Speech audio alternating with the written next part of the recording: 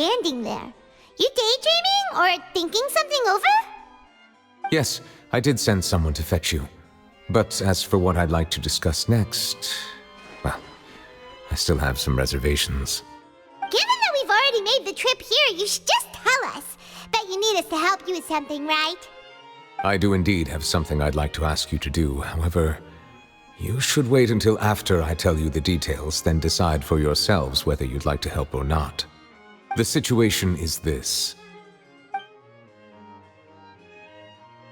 It has come to my attention that the Snezhnayan harbinger known as the Knave wants a diplomatic meeting with you, correct? I heard that she was originally from Fontaine, but for her to suddenly arrive here and abruptly request such a meeting like this, I sincerely advise you to refuse her invitation outright. I'm sure you're aware that her purpose is most likely related to Childe's recent predicament. We convicted one of the Snezhnayan harbingers in a court of law, but we have yet to provide any form of detailed report on the matter. This does indeed provide an opportunity for Snezhnaya to put pressure on us. I believe we should adopt an evasive stance until we can provide a proper explanation and have a preliminary plan on how to deal with the matter. No, we shouldn't. I think we should agree to the meeting. Oh? Well, you see, we are the ones that owe an explanation. If we keep putting off the meeting, it could easily result in the problem escalating, right?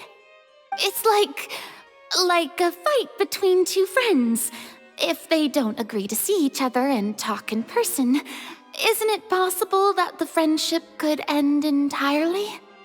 Though diplomatic relations between Fontaine and Snezhnaya could be considered as friendly, it is only superficially so. You wouldn't go so far as to say that our nations are friends, as you did in your example. It was just an analogy. An analogy, okay? Moreover, even if we were to talk in person, if we don't have sufficient information prepared, it is quite possible the result wouldn't be restored relations, but a complete falling out. I don't think we should overthink those possibilities yet. Even if the logic of the divine is not immediately apparent, its wisdom will only be revealed with time. Besides, you'll be at the meeting. If any problems do pop up, you'll have no problem navigating them. I must clarify that interacting and communicating with people outside of court is not my cup of tea. It seems you think too much of me. But more importantly, when did I agree to join the meeting with you? You mean you won't come? No, that won't do. I can't go to the meeting alone. You have to accompany me. I must take you with me. Lady Furina, could there be something else regarding this matter that is being kept from me? No, not at all. Look, I am the Hydro Archon of Fontaine, Focalor, the god of justice who is loved and adored by many. So I only hope that justice will be served in this matter. Don't overthink it. I'll go find someone to arrange the meeting.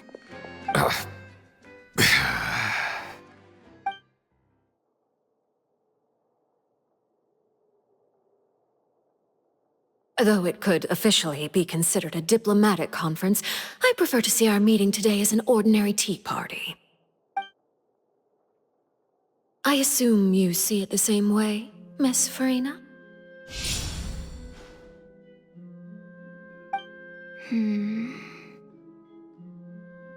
Lady Furina? Yes, that's right. Just like you said, a tea party. I should thank you for providing the pastries. They look delectable. To make this tea party even more lively, I've invited someone else to join us today. It's a pleasure to meet you, Monsieur Neuvillette. I was born in Fontaine, so naturally, there's no need to introduce the nation's revered Eudex to me. Hello. The pleasure is also mine. First, I would like to thank the two of you. I'm often away on business outside of Fontaine, and I'm told that the children of the House of the Hearth have been well taken care of by you. Oh, I'm not referring to when my children, Linny and Lynette, were falsely accused by you.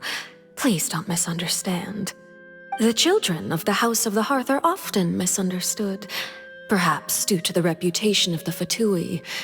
There's no getting around that. All I meant to say is that Fontaine has been stable in recent years. The people are well off and the children lead happy, fulfilled lives. That is something truly worth cherishing, and no one wishes to disrupt such peace. Now then, you have come regarding the matter of Childe, correct? Well, yes. It appears the ever-busy Iudex Neuvillette doesn't wish to waste time with diplomatic pleasantries, and hopes that we can get straight to the point of our talk. Yes, as you surmised, understanding Childe's situation is indeed one of the goals of this trip. As we are both diplomats from Snezhnaya as well as Fatui harbingers, Childe and I have always been colleagues. Were anything to happen in Fontaine, each of us would serve as the other's attorney to resolve the issue. So now, in my capacity as his attorney, I request that Childe be turned over to Snezhnaya. We have a responsibility to cooperate with Fontaine and resolve what has happened to him together. The rules governing attorneys only apply before a trial has concluded. Since a verdict has already been rendered, we see the case as settled. I apologize for being unable to grant your request. An outright refusal. Very well. I respect all the rules of Fontaine's courts, just as I respect you as Chief Justice. Okay, why don't we back up a step? You don't need to transfer Childe to us. I only request to enter the fortress of Meripede to see Childe and confirm his condition. It's not like you couldn't even manage to fulfill a simple request like that. Right, Miss Furina? About that. The fortress of Meripede has always been completely autonomous. Even we have no authority to interfere there, and diplomatic issues do not suffice as an excuse. However, if you absolutely must confirm the situation of the Harbinger, I have a proposal.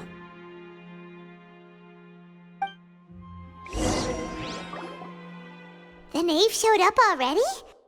Well, Linny did say that Father will be returning soon. We didn't even know that Linny was from the House of the Hearth at the time, so we kinda overlooked that information. Yes, thank you for your kind advice. I'm well aware of the situation. I also noticed that Lady Furina acts a little odd and unnatural whenever I bring up matters related to the knave. Could the knave be threatening Lady Furina or something? If that were the case, then why wouldn't Lady Furina inform me? And what means could the knave possibly have to twist the arm of an Archon? So maybe that's not very likely. Even though Furina can act a little weird at times, she's still an Archon. In reality, this problem is even more thorny than it appears. According to reports from the fortress of Meripede, Childe recently disappeared under mysterious circumstances. The details are still unclear. We cannot rule out an escape, but there have also been no reports of him outside of the fortress of Meripede. Special guards oversee the fortress, and its internal systems are extensive. Combined with the special characteristics of the surrounding terrain, an escape should not be possible. I suspect that there's something else behind Childe's disappearance. I was only willing to share this information with you because you are friends of Childe, and it is my duty to see justice done. So this is what you wanted to see us about before. Yes.